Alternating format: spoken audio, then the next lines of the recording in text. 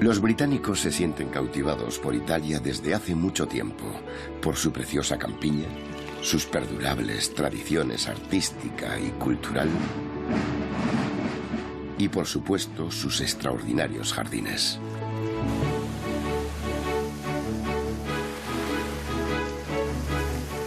Voy a hacer un viaje por toda Italia visitando preciosos jardines a donde quiera que vaya.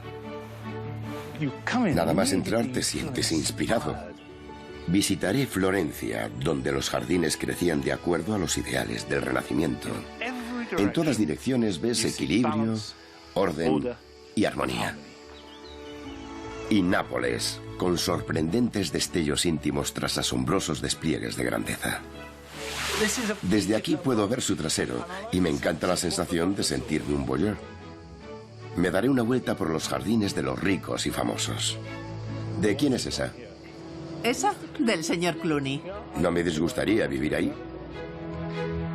Y conoceré a lugareños italianos que cultivan algunos de los mejores productos del mundo. Muy bueno. Pero mi viaje comienza en Roma, sede de emperadores y papas, para visitar algunos de los jardines más extravagantes jamás creados. Los jardines italianos de Montidon.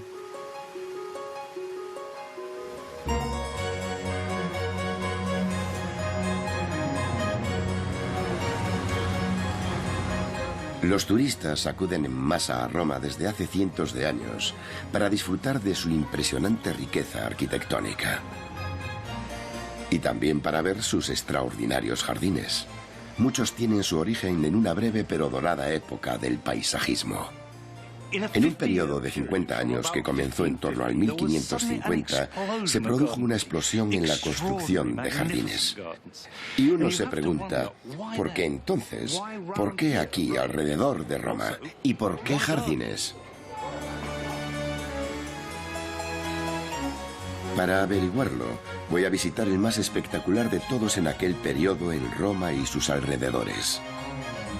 Además de conocer estos icónicos jardines, exploraré la vida de los enormemente ricos y poderosos que los crearon en aquellos tiempos turbulentos. Pero el mayor poder y riqueza en el siglo XVI en Italia no estaba en manos de banqueros o reyes, sino de la Iglesia.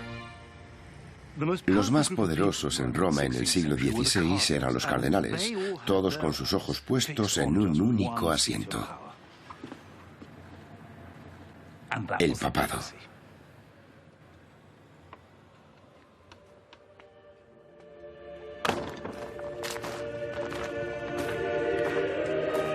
El Papa era el hombre más influyente de la cristiandad.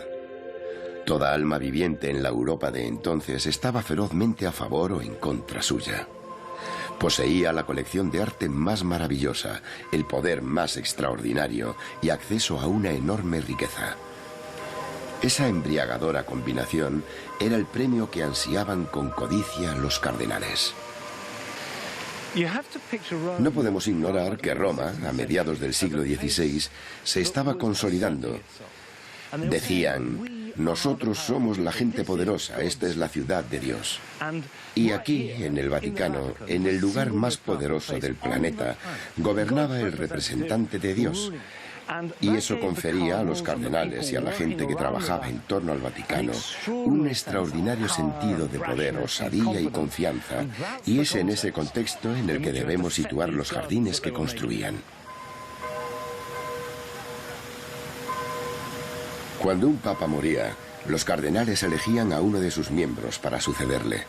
Sin embargo, en el siglo XVI, su elección no tenía tanto que ver con sus cualidades espirituales como con los influyentes, ricos y cultos que fueran.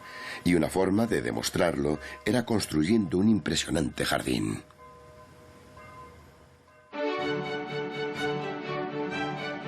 Me dirijo a Villa Farnesio, a una hora al norte de Roma, en Caprarola, una pequeña ciudad situada en la provincia de Viterbo. Voy a visitar uno de sus maravillosos jardines, creado por un cardenal hambriento de poder. He venido a Villa Farnesio porque siempre he querido conocerla. Pero la razón por la que la gente acude aquí en masa es porque se considera uno de los ejemplos más perfectos de un superviviente jardín renacentista.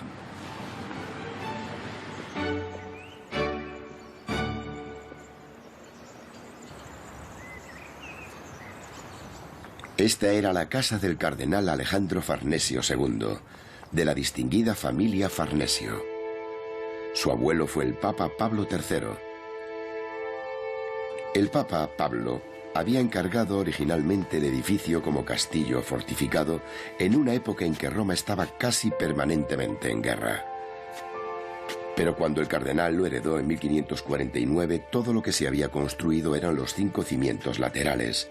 Así que en 1556 Farnesio contrató al arquitecto Giacomo Vignola para construir un enorme palacio sobre los cimientos existentes y para crear el accesorio de última moda, un precioso jardín renacentista.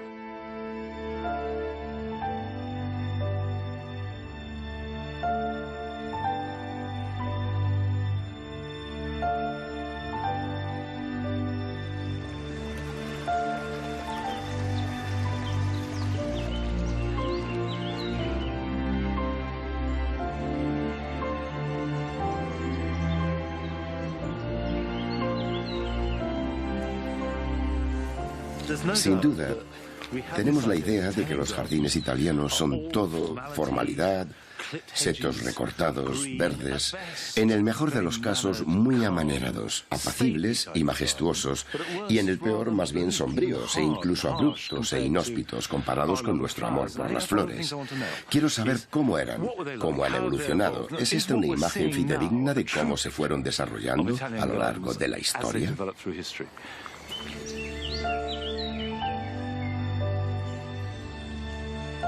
En la década de 1560, cuando se construyó este jardín, el Renacimiento llevaba en pleno apogeo más de 100 años y había producido un florecimiento de nuevas ideas sin precedentes en el campo del arte, la arquitectura, la literatura, la ciencia y la filosofía, con artistas como Rafael, Leonardo da Vinci y Miguel Ángel. El Renacimiento lanzó también la idea de que un jardín podía ser una obra de arte. Para averiguar más sobre este parque en particular y los jardines del Renacimiento en general, me he reunido con Giorgio Galetti, historiador de jardines y restaurador de diversos jardines renacentistas como Villa Farnesio. Las ideas de orden, simetría y armonía eran una parte clave del pensamiento renacentista, ¿no? Vignola utilizaba la geometría pura y diseñó su jardín basándose en la geometría pura de acuerdo a un grado cuadrado. La arquitectura, y no solo el jardín, debería basarse en la geometría pura.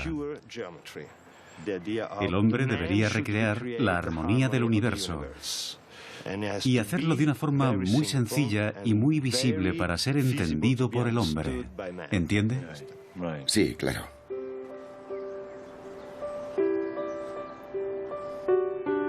Esta cuadriculada formalidad podría parecer restrictiva para los paisajistas británicos modernos, pero fue diseñada para crear orden del caos, situando al hombre en una armonía controlada y en sintonía con la naturaleza.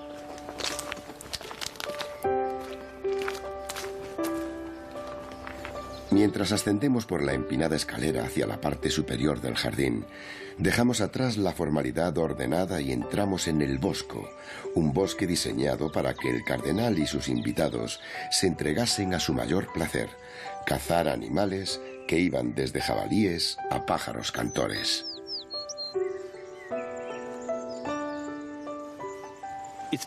Es mejor pensar en el jardín como un proceso o un viaje.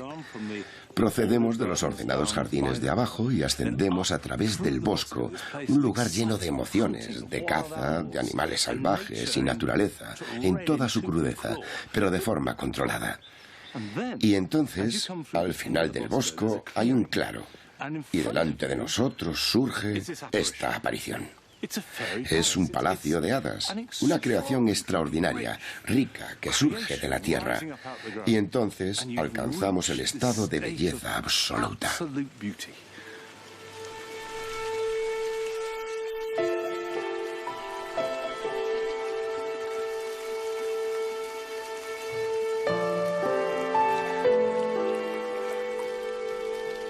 Aquí es donde Alejandro Farnesio amenizaba a sus colegas cardenales y a cualquiera, es decir, a todo el mundo a quien deseaba impresionar. Es una impresionante fantasía etérea, fabricada con piedra, agua, un gran despliegue de riqueza y una ambición todavía mayor. Los efectos acuáticos y las cascadas sobre piedra esculpida muestran claramente la cultura y sofisticación del cardenal. A cada paso nos topamos con claros símbolos que celebran la grandeza de la dinastía Farnesio. Todos estos divertimentos formaban parte realmente del juego del poder. El mensaje más importante que transmiten es: soy un hombre poderoso. Imaginad esta agua canalizada en esta maravillosa escalera hecha con delfines. Cualquiera se daría cuenta de que el delfín era el escudo de la familia Farnesio.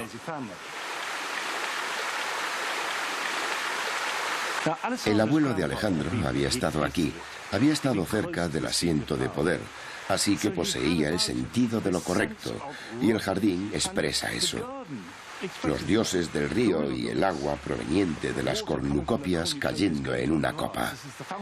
La idea de coger ríos y luego beberlos, sostenerlos con la mano, no pudo pasar desapercibido. El simbolismo es casi tan importante como la belleza estética. A pesar de la feroz competencia entre los cardenales, el mundo en el que se movían era muy pequeño y muchos comían y cazaban juntos. Así que cuando Farnesio creó este jardín, 10 años después de terminar los jardines inferiores, habló con un colega cardenal que había construido un gran jardín en las proximidades para pedirle consejo. Este edificio, más bien grandioso, en la parte alta, fue recomendado por su vecino, el cardenal Gambara, de la Villa Lante.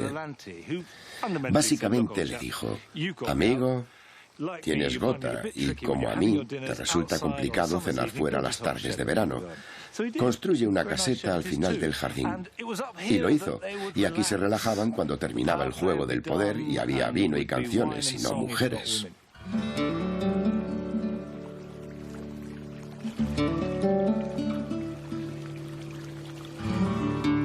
Este jardín está formado por un elaborado parterre de setos de boj, soberbias esculturas y un delicioso efecto acuático. Sin embargo, hay una llamativa ausencia de flores de cualquier tipo. Aunque según Giorgio Galetti, los jardines renacentistas como el Farnesio originalmente estaban llenos de color. Había una especie de jardín de flores simbólico, con muchas macetas, especialmente con limoneros. Cuando se pusieron de moda los bulbos, todos los cardenales y príncipes competían por comprar el bulbo más raro. Si hablas ahora con gente en Inglaterra te dirán: pero no hay flores, son todo árboles de hoja perenne con formas y es precioso, pero limitado. Y realmente nunca fue así. No en el Renacimiento. Había jazmines, azafranes, lirios. Y eso era muy importante para la familia Farnesio, porque estaba en su escudo de armas. Y había también macetas con pequeñas topiarias de boj. ¿Qué ocurrió entonces con todas esas flores? Villa Farnesio fue abandonada y se cubrió de vegetación cuando la moda de la jardinería cambió y no se restauró hasta el siglo XX. En muchos jardines solo sobrevivieron los setos de boj, que a menudo no eran originales. Así que los restauradores supusieron que los jardines del Renacimiento carecían de flores. Resulta impactante cuando te das cuenta de que la imagen que tenemos del jardín renacentista es inexacta. No era así, no utilizaban boj y no era verde, y había flores. Y al llegar a la parte superior me quedé reflexionando. No lo entiendo, no encuentro una explicación a este espacio llano y abierto con hierba verde. Hasta que me enteré de que estaba lleno de flores. Era como un huerto medicinal, con macizos de flores, con preciosos especímenes que se recogían y se regalaban. ¿Por qué los paisajistas del Renacimiento no habrían de disfrutar de las flores tanto como nosotros? Y necesito deshacer esta idea preconcebida sobre los jardines italianos en cuanto a que eran todo configuración, estructura y forma. Y empiezo a llenar los espacios vacíos con flores, con el placer de las flores, igual que en mi jardín. Alejandro murió en 1589, pocos años después de terminar el edificio. Su jardín continuó siendo muy influyente, particularmente entre sus compañeros cardenales, que rivalizaban por superarse unos a otros con la magnificencia de sus jardines. La gran efusión de arte y cultura en el Renacimiento, con su énfasis en la armonía y el orden, fue en parte una reacción a siglos de caos. Durante el periodo medieval, Italia fue un mosaico de estados en guerra y había quedado además devastada por la peste negra, que eliminó a una tercera parte de su población. Así que a comienzos del siglo XV, el Renacimiento se inspiró mirando al pasado, a las glorias de la antigua Roma, que hasta entonces había sido casi ignorada. Ahora me dirijo a 25 kilómetros al este de Roma, a un yacimiento arqueológico que tuvo una enorme influencia en la gran explosión de construcción de jardines del siglo XVI.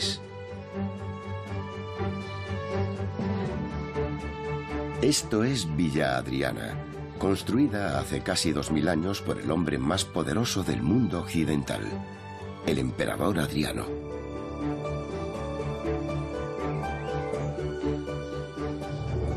He venido a Villa Adriana, pero no para admirar su jardín, porque no ha sobrevivido 2000 años. Esto no ha estado creciendo en silencio tanto tiempo, es todo recreado. Pero hay evidencias de su diseño. Podemos ver la chispa que encendió el fuego de los jardines del Renacimiento. Y aunque podemos visitar los jardines y disfrutar con ellos sin conocerlo todo, lo cual es fantástico, si queremos conocer su historia y comprenderla, tenemos que coger los hilos que germinaron en Villa Adriana.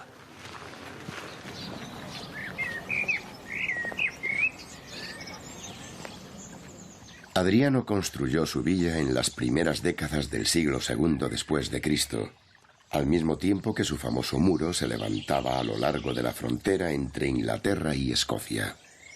Este era el palacio del emperador y su corte y cuartel general militar del vasto imperio romano.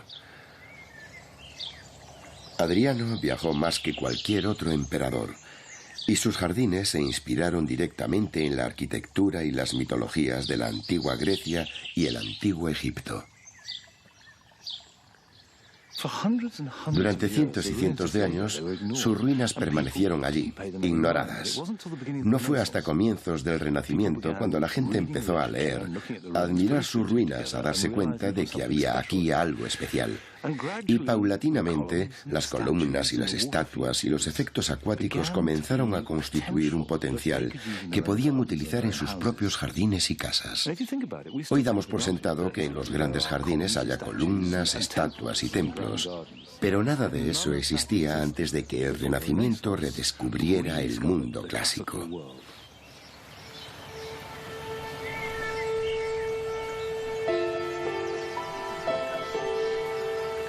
La parte de este enormemente extenso lugar que más entusiasmaba a los visitantes del Renacimiento era el Canopo, una larga piscina franqueada por 2 columnatas y rodeada de estatuas que culminaba en una gran sala de banquetes coronada por un gran arco abovedado.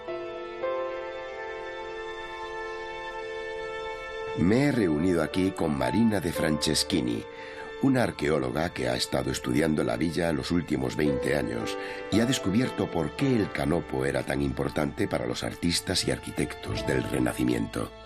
Me siento muy pequeñita porque si piensas que aquí estuvieron los arquitectos más extraordinarios de todos los tiempos, Palladio, Piero Ligorio, Leonardo, Miguel Ángel, Rafael y todos los demás, te sientes... Todo el mundo venía aquí para inspirarse y también porque buscaban medidas. Buscaban la fórmula mágica que les diera la proporción perfecta de los edificios y también intentaban entender el secreto de construir un edificio como este, que sigue en pie después de tantos siglos, de 1000 años de abandono.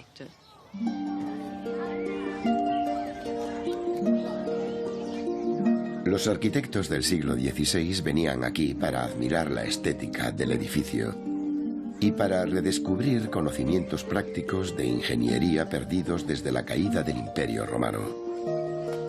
Una destreza olvidada era como transportar cantidades ingentes de agua. Adriano utilizó un acueducto de 16 kilómetros para abastecer las incontables piscinas y fuentes de la villa. El gran volumen de agua que se necesitaba para las piscinas diseñadas para refrescar y reflejar la luz en los edificios era una demostración del conocimiento y poder del emperador. El agua fluía hacia abajo. ¿Aquí? Ahí. Ya. Y entonces entraba en este canal central y luego pasaba a este canal interior. Entonces el agua jugaba, se movía, se desbordaba. Sí. El agua era una forma de mostrar el poder del emperador. Sabemos que había un acueducto que transportaba agua desde el río Aniene. Pero el agua formaba parte del jardín, no tenía un sentido práctico. Su cometido era decorativo. Sí. ¿Y dónde comían? ¿Cómo lo hacían? Se echaban aquí. ¿Sobre esto? Sí. Se echaban aquí. Sí, como puedes imaginar, había almohadones. Claro. Y almohadas. Y se recostaban. Sí. Y los sirvientes traían la comida y las bebidas. Y también creo que ahí había un lugar para el emperador, porque era el mejor sitio. Imagina las maravillosas fiestas que daba Adriano aquí en el jardín. Eran algo realmente excepcional. ¿Y en el lago? ¿En el agua tenían barcas o cosas así? Había pequeñas barcas con gente divirtiéndose y haciendo orgías, pero la belleza del lago era principalmente el reflejo del paisaje. También puedes imaginar una cena por la noche con velas, con el sonido de la música y bailarines. Era algo realmente precioso de ver. Sí. Impresionante.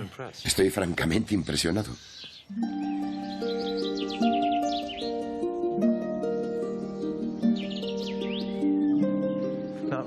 En la parte posterior de estas zonas de asiento hay una entrada.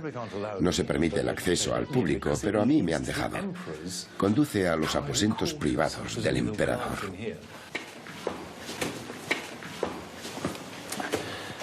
Y aquí es donde Adriano organizaba sus comidas. Todos sus invitados se recostaban ahí abajo. Eran solo unos pocos los elegidos, pero él estaba aquí arriba solo. Y había agua y una piscina.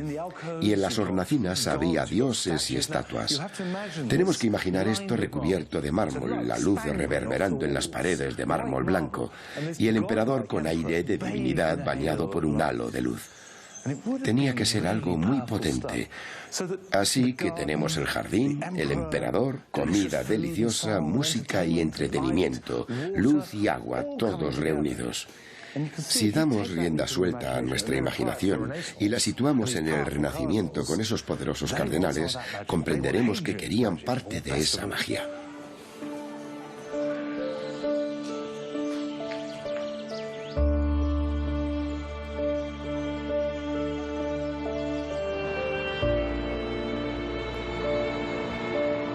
$1400 años después, un hombre se propuso recapturar la magia del emperador con su jardín o incluso superarla. El escenario, a solo 1,5 kilómetros de Villa Adriana, en la cima de una colina en la pequeña ciudad de Tivoli.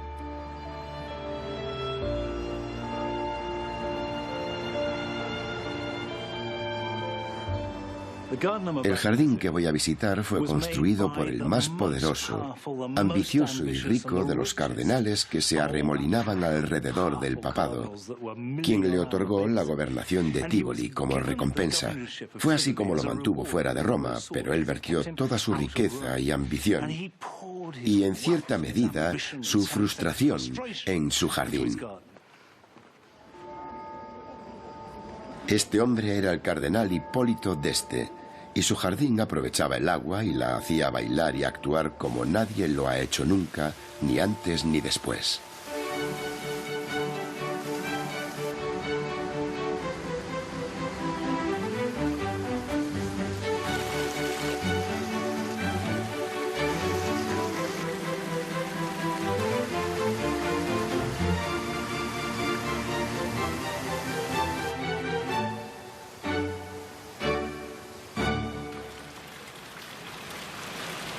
He estado varias veces en Villa d'Este. Se entra por la parte de arriba, aunque originalmente fue diseñado para entrar por la parte baja del jardín. Los visitantes escalaban lentamente por la colina, asombrados con todas las maravillas que veían y sin aliento cuando llegaban a la cima. Se diseñó para que fuera revelándose. En la cima estaba el cardenal y tú te encontrabas en un estado de asombro jadeante. El cardenal d'Este tenía una inmensa fortuna y un deseo irrefrenable de convertirse en papa. Cuando fracasó en su primer intento en 1549, contrató al arquitecto más distinguido de Roma, Pirro Ligorio, para crear el jardín acuático más grande y ambicioso desde Villa Adriana. Ligorio demolió calles enteras para conseguir espacio para el jardín en la empinada ladera y construyó un sofisticado sistema para traer agua de un acueducto cercano. En dinero actual todo esto costaría 110 millones de euros. Pero para d'Este no era solo cuestión de exhibir su riqueza y gusto artístico, que también. Además pretendía impresionar con la profundidad de su conocimiento científico. Y realmente estos fueron asombrosos logros de hidroingeniería.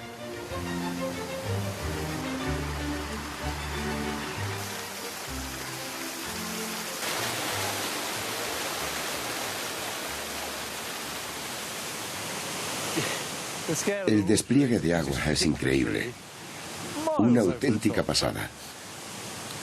Pero lo que d'Este hizo fue recanalizar el agua que abastecía a la ciudad y quedarse con una tercera parte del suministro de agua de la ciudad para crear su jardín. Estaba decidido a hacer algo grandioso, así que puso en funcionamiento un enorme despliegue hidrotécnico. Es el más impresionante que he visto. Todo proviene de una sola fuente y no hay bombas. Todo está impulsado por la presión.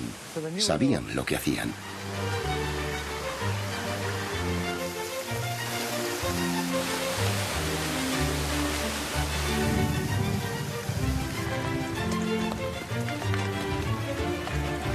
Estudiando Villa Adriana, los arquitectos del Renacimiento redescubrieron formas de domesticar el agua que se habían perdido hacía 1000 años.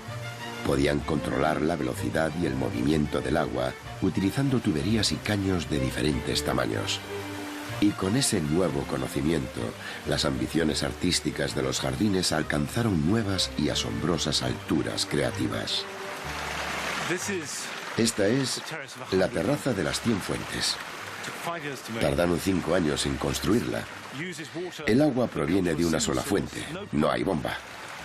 Todas las fuentes tienen la misma velocidad, el mismo ritmo, el mismo sonido y resuenan cada vez con más fuerza. Es un instrumento musical.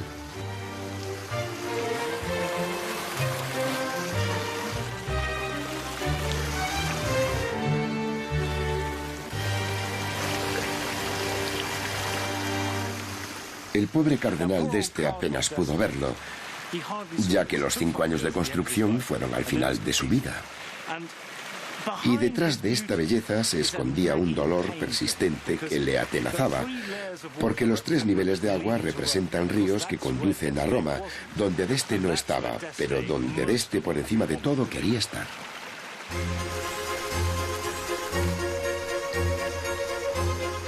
Durante las 2 décadas que tardó en construir su jardín, el cardenal d'Este hizo 5 ofertas fallidas por el trono papal. Por cada revés que sufría, su jardín crecía en grandeza y esplendor, y los mensajes codificados que enviaba se volvían cada vez más punzantes. El agua de las 100 fuentes fluye hasta la fuente de la Rometa, o Pequeña Roma. La historia detrás de este nombre es que el Papa prohibió al cardenal d'Este construir un palacio en Roma, pues sabía que éste desafiaría su poder. Así que Hipólito, con gran petulancia, dijo: «Muy bien, si no puedo tener mi palacio en Roma, tendré Roma en mi palacio». Y construyó un modelo de Roma. Rometa tenía más del doble de su actual tamaño, pero la mayor parte se demolió en el siglo XIX.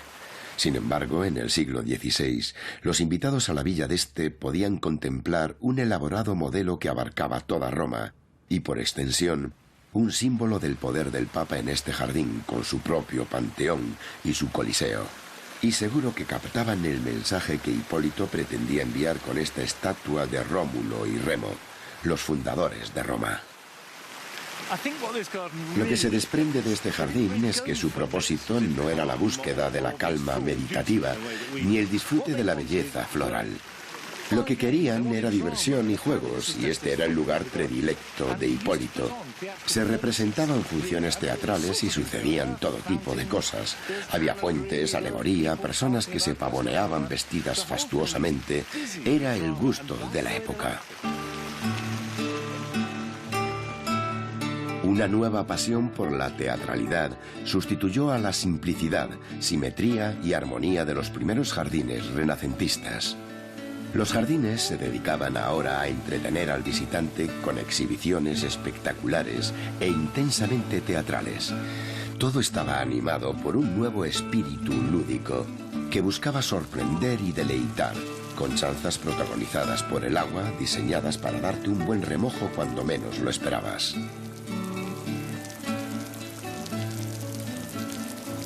El objetivo de esta fuente era sorprender.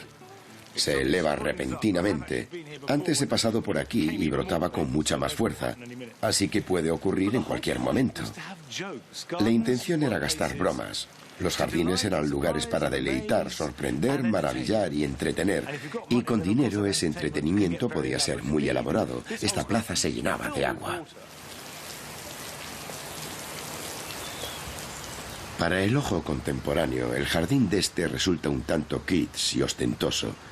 Pero en ese mundo, el buen gusto de la gente acaudalada saltaba fácilmente de Miguel Ángel y las misas de Palestrina a las fuentes musicales. Existe la percepción de que el cardenal d'Este construyó este jardín impulsado por la cólera y la frustración por no poder llegar a ser papa, pero yo no estoy tan convencido. Es obvio que anhelaba ser papa y que debió sentirse muy defraudado, pero creo que por encima de eso le tocó vivir una época en la que los hombres ricos y poderosos expresaban ese poder y esa energía creativa construyendo jardines. De la misma manera que ahora los oligarcas se compran un equipo de fútbol o un periódico, entonces estaba bien visto construir jardines para impresionar a otros hombres ricos. Fue una época de florecimiento, donde la riqueza y el poder se expresaban a través de los jardines, y en ningún otro tiempo eso fue tan patente.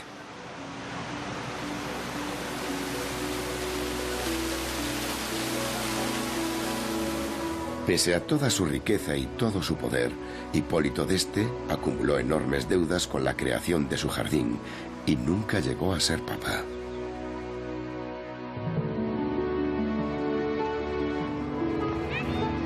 En el centro de Roma, estos jardines fueron originalmente construidos por la familia Borghese. Hoy son administrados por el Estado y es el espacio público más popular de la ciudad. Un helado de limón pequeño. Gracias.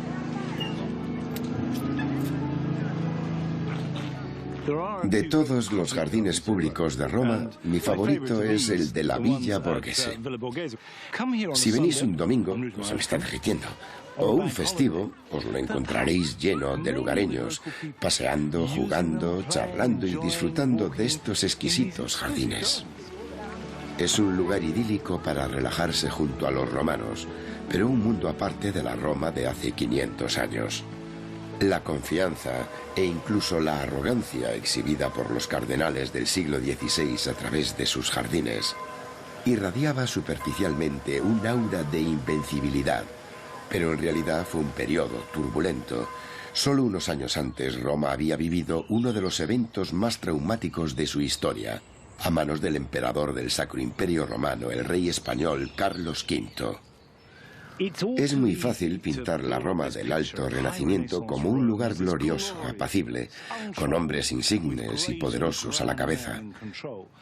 Pero en 1527 tuvo lugar el saqueo de Roma. 30.000 soldados de Carlos V llegaron, cometieron violaciones y pillajes y arrasaron la ciudad. Se perdieron maravillosos jardines, se incendiaron edificios, y la pérdida material no fue la única consecuencia, sino una crisis de confianza. Y todos esos grandes cardenales y líderes, con todo su dinero y su poder, sabían que podían perderlo todo de un plumazo. La vida era muy frágil, y el siguiente lugar que vamos a visitar ilustra vívida y gráficamente esa época. Todo concentrado en un jardín pequeño, en un recoleto bosque.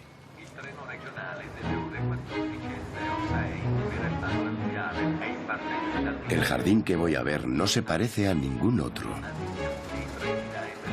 Y es, sin duda, radicalmente distinto a los otros grandes jardines de la época. Me dirijo de nuevo al norte, a una pequeña localidad situada en la cima de una colina, no muy lejos de Caprarola, llamada Bomarzo. El pueblo está dominado por un gran palacio, perteneciente a la muy noble y antigua familia Orsini. En 1552, un miembro de la familia creó un jardín renacentista incomparable. Está separado del palacio, en el valle que se extiende a sus pies, oculto en un bosque cercano.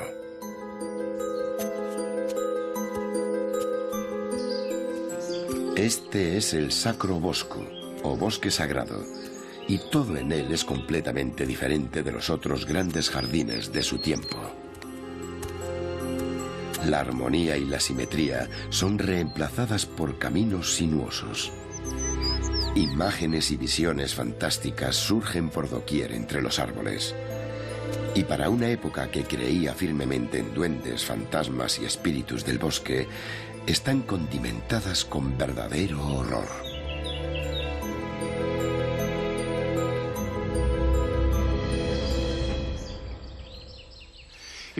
Si nos fijamos en los jardines más convencionales, están planificados, se imponen al paisaje. Se mueven calles, se allanan tierras y el agua se trae mediante acueductos en un enorme esfuerzo para que el hombre imponga su dominio. En este jardín, en cambio, parece que recorrieron el bosque, contemplaron los árboles y los enormes bloques de roca y pensaron: tiene muchas posibilidades. Resulta fascinante imaginar que ante enormes rocas como esta se lanzaran a esculpirlas aquí mismo.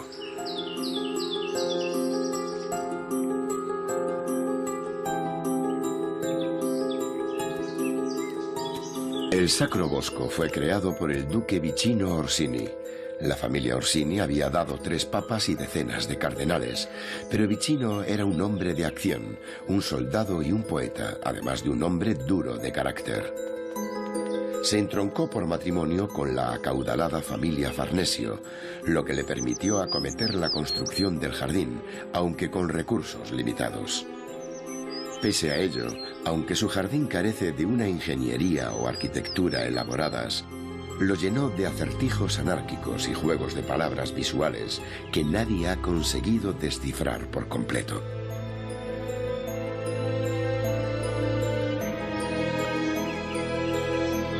En el corazón del jardín se encuentra la llamada Boca del Infierno. Es una referencia al infierno de Dante, pero la inscripción aconseja al visitante abandonar todo pensamiento, no la esperanza. Esta boca grotesca con orificios nasales como cañones es como un niño haciendo... Pero el interior es agradable, como una pequeña tienda de campaña. Uno se imagina al duque y a sus amigos aquí, disfrutando de una buena botella de vino y un poco de queso en esta estancia fresca y con cierta elegancia. El jardín también cuenta con un edificio. Es una sólida casa de 2 pisos, pero se inclina hacia la ladera como si estuviera ebria. Se ha sugerido que simboliza la ruina y la decadencia de la casa Orsini.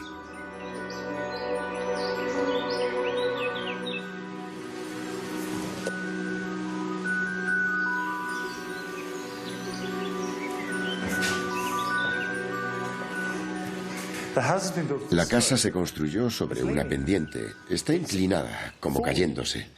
Seguro que el visitante del siglo XVI captaba el mensaje que escondía todo este lenguaje figurado. Casa, hogar, familia, nombre, a punto de desplomarse. Una de las grandes ironías de esta casa inclinada, que parece a punto de derrumbarse, es que 500 años después sigue aún en pie. Si intentas caminar derecho, todo te da vueltas. Es una sensación extraña.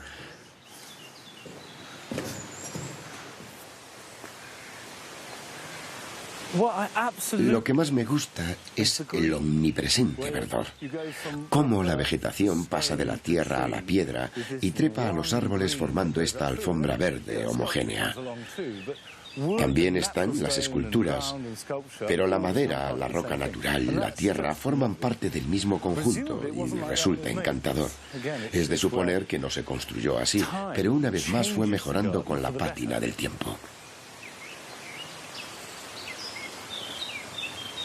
Debía de tener un aspecto muy distinto en su tiempo, porque todas estas bellas esculturas cubiertas de musgo y desgastadas por el clima estarían pintadas con brillantes y llamativos colores. ¡Qué maravilla! Es una gran lección de jardinería. Si queremos tener musgo, basta con un material que drene poco, como piedra o corteza, sombra y agua, y prosperará.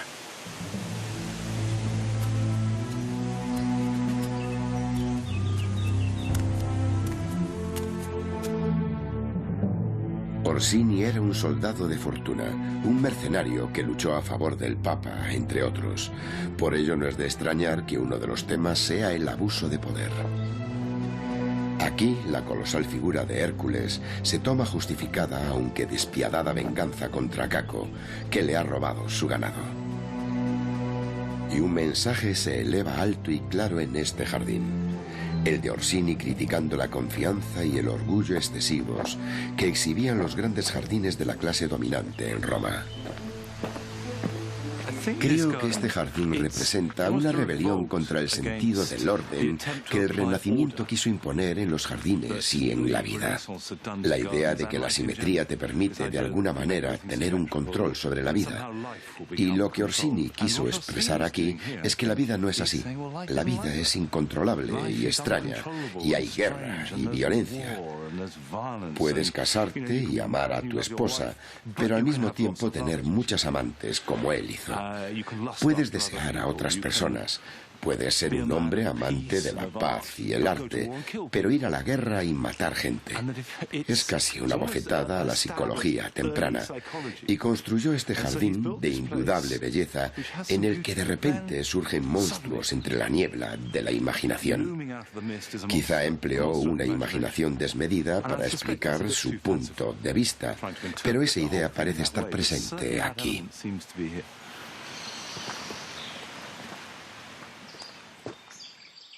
Al final, Bomarzo sigue siendo un enigma. Afortunadamente. Es un jeroglífico hermoso e inquietante que perdería parte de su encanto si llegara a desentrañarse.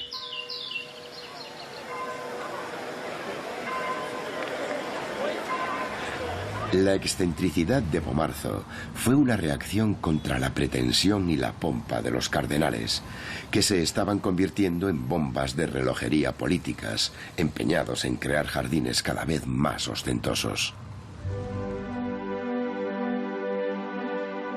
Me dirijo ahora 20 kilómetros al sur de Roma, a la ciudad de Frascati. La frescura de su clima la convirtió en un destino muy popular entre los cardenales, que buscaban huir del calor sofocante de Roma. Allí construyeron sus villas veraniegas y también sus jardines. Pero había un grave inconveniente, la escasez de agua. La moda de crear grandes efectos acuáticos como los de la Villa d'Este estaban secando Frascati. La batalla por los derechos del agua que siguió fue profundamente anticristiana.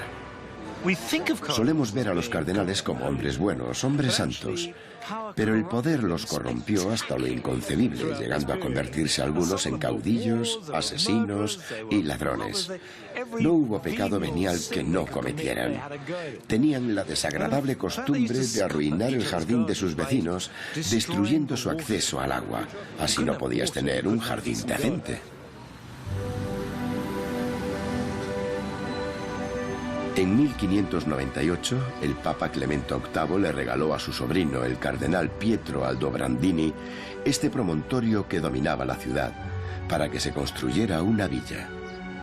Y también le dio el dinero, 50.000 escudos, el equivalente a más de 5,5 millones de euros, para financiar un nuevo acueducto que proporcionara a la ciudad agua fiable, pero solo después de que su jardín tuviera cubiertas sus necesidades.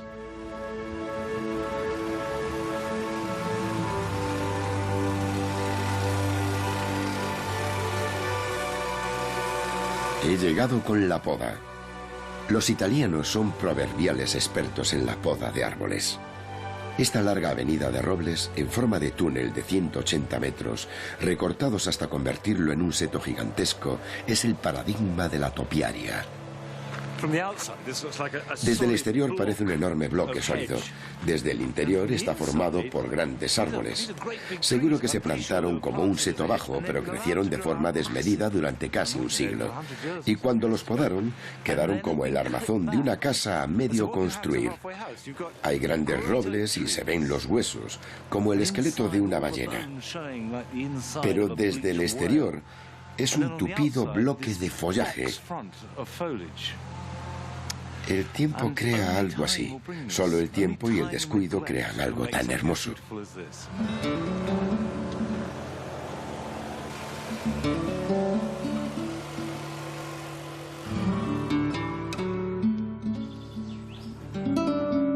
El cielo plomizo descarga su furia y me obliga a buscar refugio en la villa. Fue un obsequio al cardenal Aldobrandini como recompensa por negociar un tratado de paz con Francia. Un regalo extremadamente generoso, pero también muy sagaz. A los papas no les está permitido poseer propiedades, así que fue una estratagema de Clemente para conservar la villa en la familia.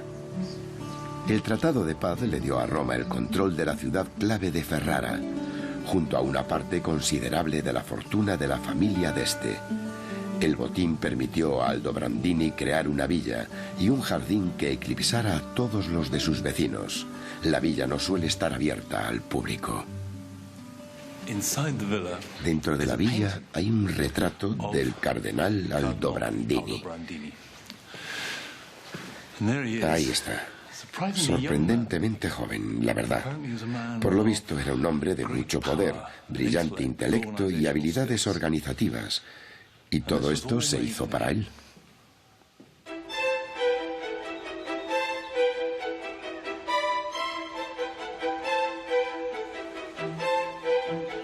Para cuando el cardenal Aldobrandini terminó de construir su villa, un nuevo movimiento había reemplazado al Renacimiento.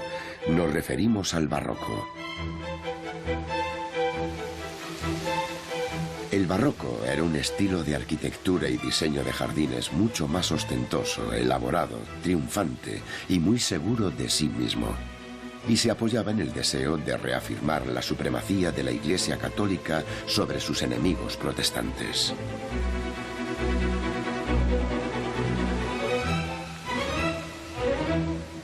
Antes de visitar jardines, uno tiene que hacer sus deberes, ver fotografías y consultar libros, pero nada te prepara para la realidad.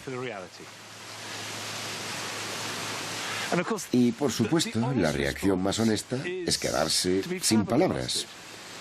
No se me ocurre nada que decir ante la magnitud de esta obra.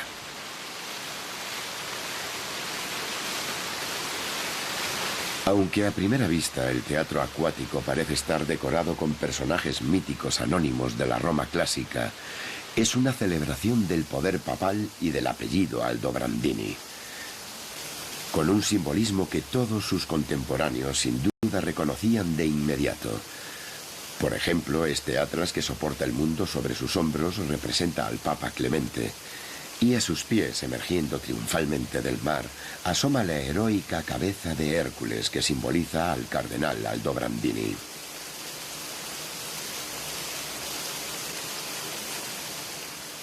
Adoraban la idea de la mascarada, en un escenario único y enormemente caro, ejecutada como una gran representación para impresionar, y de eso se trata.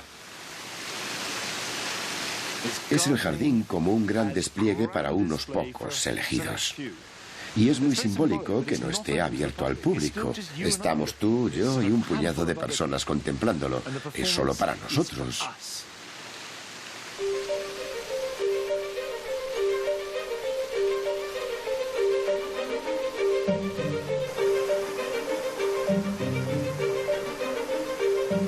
Por encima del teatro acuático, una cascada fluye y desciende por la escalinata hacia la balaustrada inferior, flanqueada por dos grandes columnas.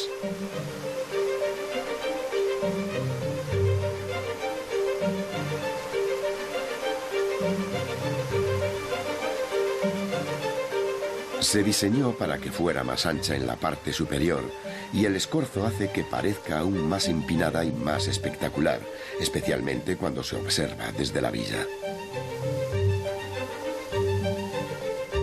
Pietro Aldobrandini y sus invitados debían mirar y aplaudir el espectáculo del agua, descendiendo por las columnas hacia la balaustrada, por ambos lados de la cascada, y luego hacia el escenario, como un espectáculo teatral tan vistoso y entretenido como cualquier ópera.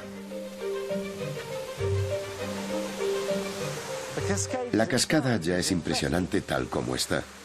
Un rugido de agua desciende, pero en realidad es solo la mitad del espectáculo, porque las dos columnas de la parte superior tienen espirales y originalmente el agua brotaba por la parte superior, giraba alrededor de las columnas y salía salpicando para acabar derramándose en el estanque inferior.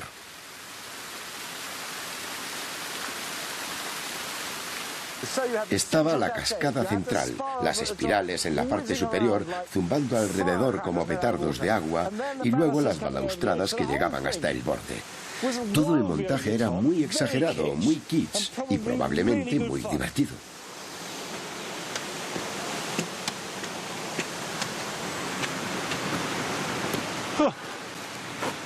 Aquí están.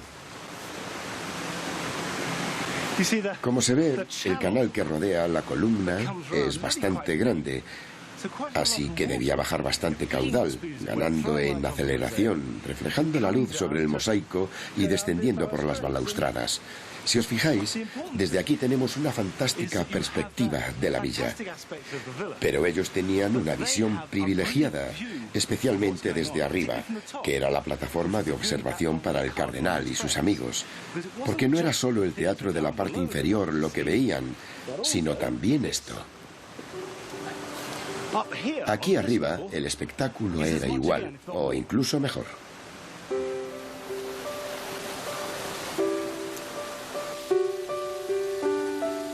La parte superior del jardín quedó abandonada después de la Segunda Guerra Mundial, tras ser gravemente dañada durante la invasión aliada.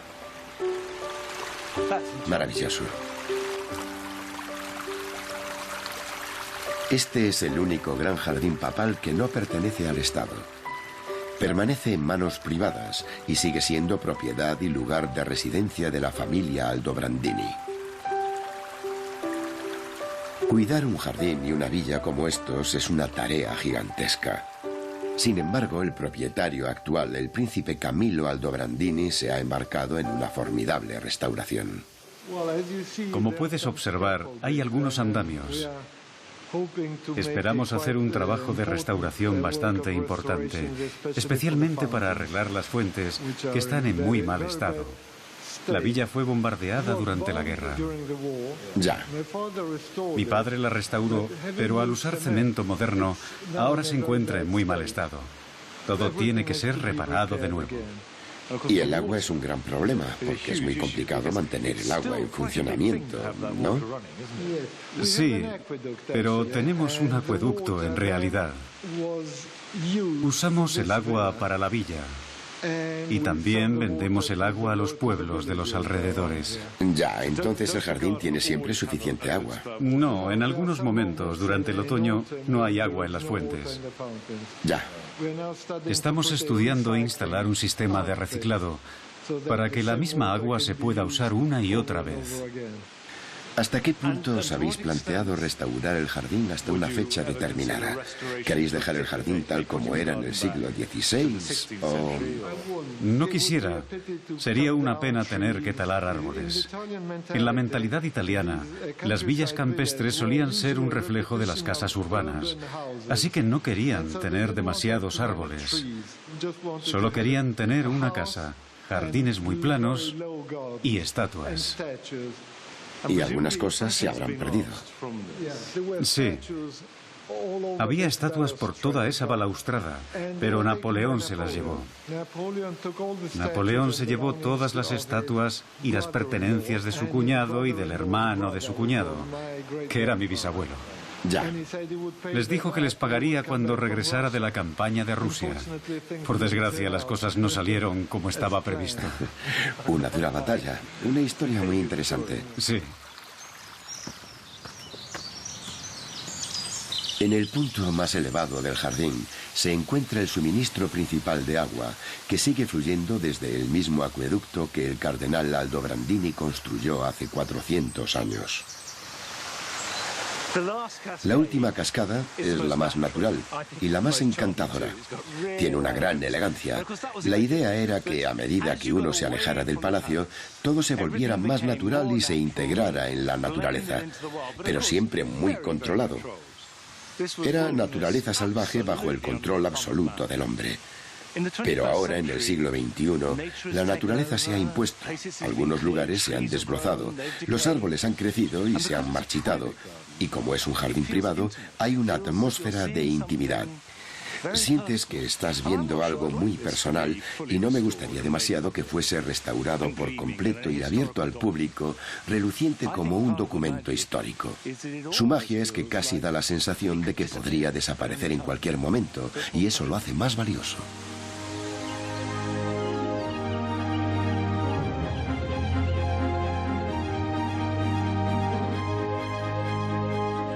La villa Aldobrandini sigue siendo abrumadoramente grandiosa, pero el paso del tiempo le ha dado un entrañable aire de abandono que, en mi opinión, la hace aún más encantadora.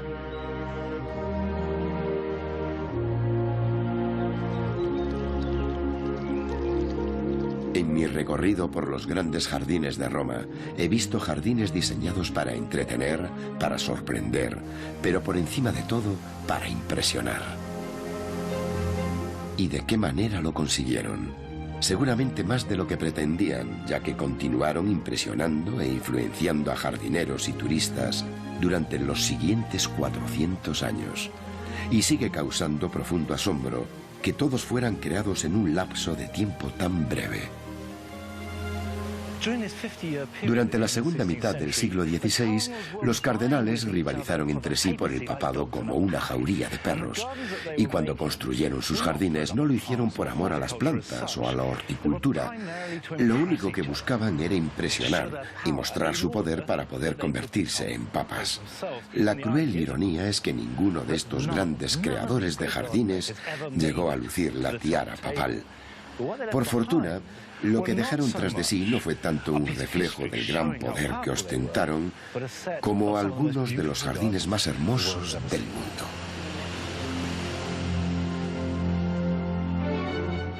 En el siguiente episodio visitaré Florencia, donde la revolución creativa del Renacimiento no solo cambió el arte y la arquitectura, sino que transformó también todo tipo de jardines.